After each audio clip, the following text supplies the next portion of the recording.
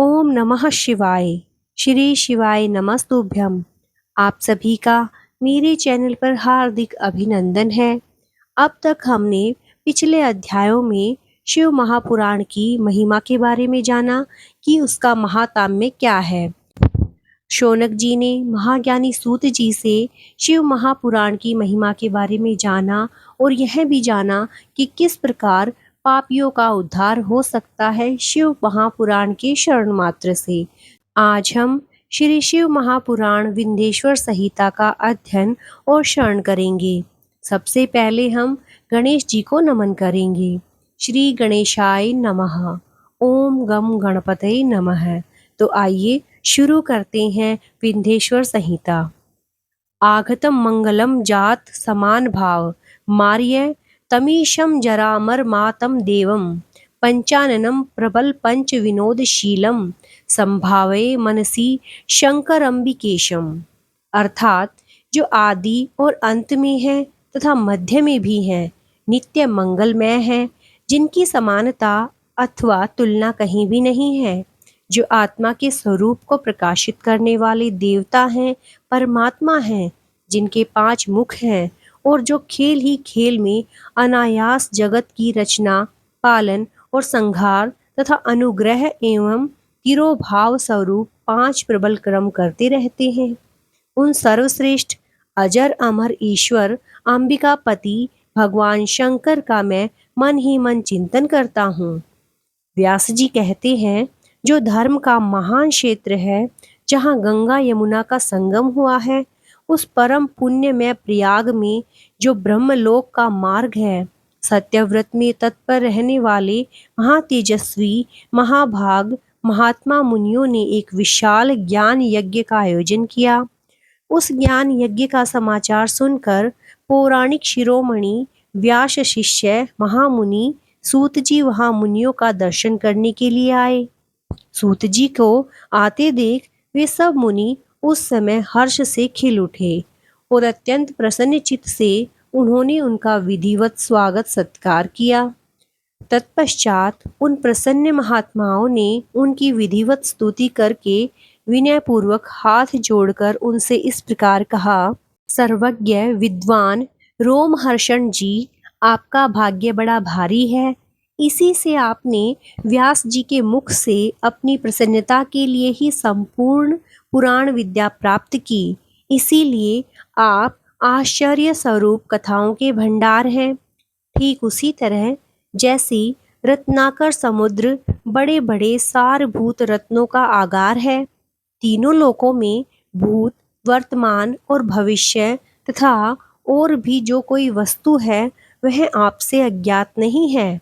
आप हमारे सौभाग्य से इस यज्ञ का दर्शन करने के लिए यहाँ पधार गए हैं और इसी व्याज से हमारा कुछ कल्याण करने वाले हैं, क्योंकि आपका आगमन निरर्थक नहीं हो सकता।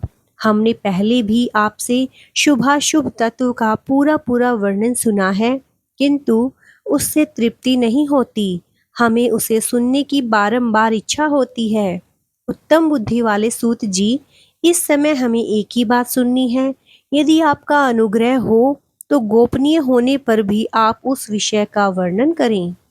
घोर कलयुग आने पर मनुष्य पुण्य कर्म से दूर रहेंगे, दुराचार में फंस जाएंगे और सब के सब सत्य भाषण से मुंह फेर लेंगे, दूसरों की निंदा में तत्पर होंगे, पराये धन को हड़प लेने की इच्छा करेंगे, उनका मन पराये स्त्रियों में आसक्त होगा तथा वे दूसरे प्राणियों की हिंसा किया करेंगे, अपने शरीर को ही आत्मा समझेंगे, मूढ़, नास्तिक और पशु बुद्धि रखने वाले होंगे, माता पिता से द्वेष रखेंगे, ब्राह्मण लोभ रूपी ग्राहक के पास ग्रास बन जाएंगे, वेद बेचकर जीविका चलाएंगे, धन का उपार्जन करने के लिए ही विद्या का अभ्यास करेंगे और मद से मोहित रहेंगे, अपनी जाति के कर्म छोड़ देंगे, प्राय दूसरों को ठगेंगे, तीनों काल की संध्या उपासना से दूर रहेंगे और ब्रह्म ज्ञान से शून्य होंगे। समस्त क्षत्रिय भी सब धर्म का त्याग करने वाले होंगे, कुसंगी, पापी और व्यभिचारी होंगे, उनमें शौर्य का अभाव होगा, वे कुत्सित चौर्य कर्म से जीविका चलाएंगी, शूद्रों का सा बर्ताव करेंगे और उनका चित्त काम का किंकर बना रहेगा। वैश्य संस्कार भ्रष्ट, स्वधर्म त्यागी, कुमार्गी, धनोपार्जन प्रायण तथा नापतोल में अपनी कुत्सित वृत्ति का परिचय देने वाले होंगे। इसी तरह शूद्र ब्राह्मणों के आचार में तत्पर होंगे। उनकी आकृति उज्जवल होगी, अर्थात वे अपना कर्म धर्म छोड़कर उज्जवल वेशभूषा से विभूषित हो व्यर्थ घूमेंगे। वे स्वभावतः ही अपने धर्म का त्याग करने वाले होंगे। उनके विचार धर्म के प्रतिकूल होंगे। वे कुटिल और द्विज निंदक होंगे। यदि धनी हुए तो कुकर्म में लग जाएंगे, विद्वान हुए तो वाद विवाद करने वाले होंगे। अपने को कुलीन मानकर चारों वर्णों के साथ वैवाहिक संबंध स्थापित करेंगे।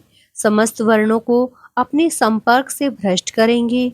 वे लोग अपनी अधिकार सीमा से बाहर जाकर द्विजोचित सत्कर्मों का अनुष्ठान करने वाले होंगे। कलयुग की स्त्रियां प्राय सदाचार से भ्रष्ट और पति का अपमान करने वाली होंगी। सास ससुर से द्रोह करेंगी, किसी से भय नहीं मानेंगी, मलिन भोजन करेंगी, कुत्सित हाव भाव में तत्पर होंगी। उनका शील स्वभाव बहुत बुरा होगा और वे अपने पति की सेवा से सदा ही विमुख रहेंगी। सूत जी, जिनकी बुद्धि नष्ट हो गई है, जिन्होंने अपने धर्म का त्याग कर दिया है, ऐसे लोगों को इहलोक और परलोक में उत्तम गति कैसे प्राप्त होगी? इसी चिंता से हमारा मन सदा व्याकुल रहता है। परोपकार के समान दूसरा कोई धर्म नहीं है। अतः जिस छोटे से उपाय से इन सब के पापों का तत्काल नाश हो जाए, उसे इस समय कृपा पूर्वक बतलाइए, क्योंकि आप समस्त सिद्धांतों के ज्ञाता हैं। व्यास जी कहते हैं, उन भावी आत्मा मुनियों की यह बात सुनकर सूत जी मन ही मन भगवान शंकर का स्मरण करके उनसे इस प्रकार बोले। साधु महात्माओं, आपने बहुत अच्छी बात पूछी है। आपका यह प्रश्न तीनों लोकों का हित करने वाला है। मैं गुरुदेव व्यास का स्मरण करके आप लोगों के स्नेहवश इस विषय का वर्णन करूंगा। आप आदरपूर्वक सुने। सबसे उत्तम जो शिव पुराण है, वह वेदांत का सार सर्वस्व है तथा वक्ता और श्रोता का समस्त पाप राशियों से उद्धार करने वाला है। इतना ही नहीं, वह परलोक में परमार्थ वस्तु को देने वाला है। कल की कलंश राशि का विनाश करने वाला है। उसमें भगवान शिव के उत्तम यश का वर्णन है। ब्राह्मणों, धर्म, अर्थ, काम और मोक्ष, इन चारों पुरुषार्थों को देने वाला वह पुराण सदा ही अपने प्रभाव की दृष्टि से वृद्धि या विस्तार को प्राप्त हो रहा है। विप्रवरों, उस सर्वोत्तम शिव पुराण के अध्ययन मात्र से वे कलयुग के पापासक्त जीव श्रेष्ठतम गति को प्राप्त हो जाएंगे। कलयुग के महान उत्पात तभी तक जगत में निर्भय होकर विचरेंगे जब तक यहाँ शिव पुराण का उदय नहीं होगा। इसे वेद के तुल्य माना गया है। इसे वेद कल्प पुराण का सबसे पहले भगवान शिव ने ही प्रणयन किया था। विंध्येश्वर संहिता, रुद्र संहिता, विनायक संहिता, उमा संहिता, मातृ संहिता, एकादश रुद्र संहिता, कैलाश संहिता, सतरुद्र संहिता, कोटि रुद्र संहिता, सहस्त्र कोटि रुद्र संहिता, वायवीय संहिता तथा धर्म संहिता। इस प्रकार इस पुराण के 12 भेद या खंड हैं। ये 12 संहिताएं अत्यंत पुण्यमयी मानी गई हैं। ब्राह्मणों, मैं आपको उन श्लोकों की संख्या बता रहा हूँ। आप लोग वह सब आदरपूर्वक सुने। विंध्येश्वर संहिता में 10,000 श्लोक हैं। रुद्र संहिता, विनायक संहिता, उमा संहिता और मातृ संहिता, इनमें से प्रत्येक में 8-8 हजार श्लोक हैं। ब्राह्मणों, एकादश रुद्र संहिता में 13,000, कैलाश संहिता में 6,000, सतरुद्र संहिता में 3,000, कोटि रुद्र संहिता में 9,000, सहस्त्र कोटि रुद्र संहिता में 11,000, वायवीय संहिता में 4,000 तथा धर्म संहिता में 12,000 श्लोक है। इसी प्रकार मूल शिवपुराण की श्लोक संख्या 1 लाख है, परंतु व्यास जी ने उन्हें 24,000 श्लोकों में संक्षिप्त कर दिया है। पुराणों की क्रम संख्या के विचार से इस शिव पुराण का स्थान चौथा है। इसमें 7 संहिताएं हैं। पूर्व काल में भगवान शिव ने श्लोक संख्या की दृष्टि से 100 करोड़ श्लोकों का एक ही पुराण ग्रंथ ग्रथित किया। सृष्टि के आदि में निर्मित हुआ यह पुराण साहित्य अत्यंत विस्तृत था। फिर द्वापर आदि युगों में द्वैपायन आदि महर्षियों ने जब पुराण का 18 भागों में विभाजन कर दिया, उस समय संपूर्ण पुराणों का संक्षिप्त स्वरूप केवल 4 लाख श्लोकों का रह गया। उस समय उन्होंने शिव पुराण का 24,000 श्लोकों में प्रतिपादन किया। यही इसके श्लोकों की संख्या है। यह वेद तुल्य पुराण 7 संहिताओं में बटा हुआ है। इसकी पहली संहिता का नाम विंध्येश्वर संहिता है। दूसरी रुद्र संहिता समझनी चाहिए। तीसरी का नाम शतरुद्र संहिता, चौथी कोटि रुद्र संहिता, पांचवी का उमा संहिता, छठी का कैलाश संहिता और सातवीं का नाम वायव्य संहिता है। इस प्रकार ये 7 संहिताएं मानी गई हैं। इन 7 संहिताओं से युक्त दिव्य शिव पुराण वेद के तुल्य प्रमाणिक तथा सबसे उत्कृष्ट गति प्रदान करने वाला है। यह निर्मल शिव पुराण भगवान शिव के द्वारा ही प्रतिपादित है। इसे शैव शिरोमणि भगवान व्यास ने संक्षिप्त से संकलित किया है। यह समस्त जीव समुदाय के लिए उपकारक, त्रिविध तापों का नाश करने वाला, तुलना रहित एवं सत्पुरुषों को कल्याण प्रदान करने वाला है। इसमें वेदांत विज्ञानमय प्रधान का निष्कपट धर्म का प्रतिपादन किया गया है। यह पुराण ईर्ष्या रहित अंतःकरण वाले विद्वानों के लिए जानने की वस्तु है। इसमें श्रेष्ठ मंत्र समूहों का संकलन है तथा धर्म, अर्थ और काम इस त्रिवर्ग की प्राप्ति के साधन का भी वर्णन है। यह उत्तम शिव पुराण समस्त पुराणों में श्रेष्ठ है। वेद वेदांत में वेद रूप से विलसित परम वस्तु परमात्मा का इसमें गान किया गया है।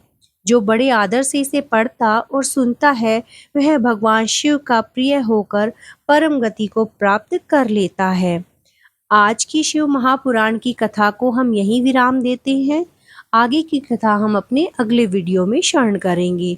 ओम नमः शिवाय। श्री शिवाय नमस्तुभ्यम।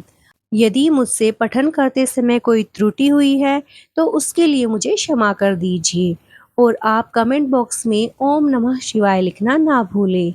और मेरे साथ बने रहने के लिए मेरे चैनल को लाइक, सब्सक्राइब और शेयर कर दीजिए। भगवान शिव की कृपा आप सब पर बनी रहे। ओम नमः शिवाय।